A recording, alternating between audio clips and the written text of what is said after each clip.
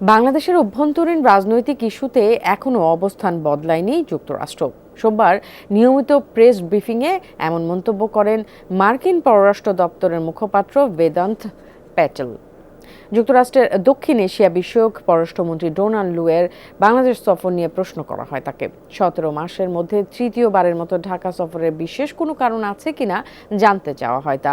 এছাড়া এবার রাজনৈতিক নেতাদের সাথে বৈঠকের শিডিউল না থাকা ইস্যুতেও জানতে চাওয়া হয়। জবাবে তিনি বলেন, অনেকগুলো বিষয়ের উপর নির্ভর করে তৈরি হয়েছে সফরসূচি। আলোচনা হবে দ্বিপাক্ষিক সম্পর্ক, জলবায়ু ও অর্থনৈতিক সহযোগিতা ইস্যুতে। বাংলাদেশ ছাড়াও দক্ষিণ এশিয়া সফরে ভারত ও শ্রীলঙ্কায় যাবেন ডোনাল্ড লু।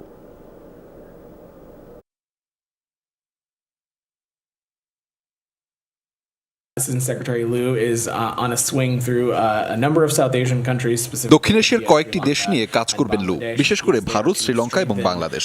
প্রতিটি দেশের সাথে দ্বিপাক্ষিক সম্পর্ক জোরদার, মুক্ত ও সমৃদ্ধ ইন্দো প্রশান্ত মহাসাগরীয় অঞ্চলের প্রতি মার্কিন সমর্থন জানানোই লক্ষ্য। বাংলাদেশের সরকারি কর্মকর্তা, সুশীল সমাজের প্রতিনিধিদের সাথেও সাক্ষাৎ করবেন লু। যুক্তরাষ্ট্র বাংলাদেশ পারস্পরিক সহযোগিতা ও জলবায়ু ইস্যুতে অর্থনৈতিক সম্পর্ক জোরদার নিয়ে আলোচনা হবে। to address climate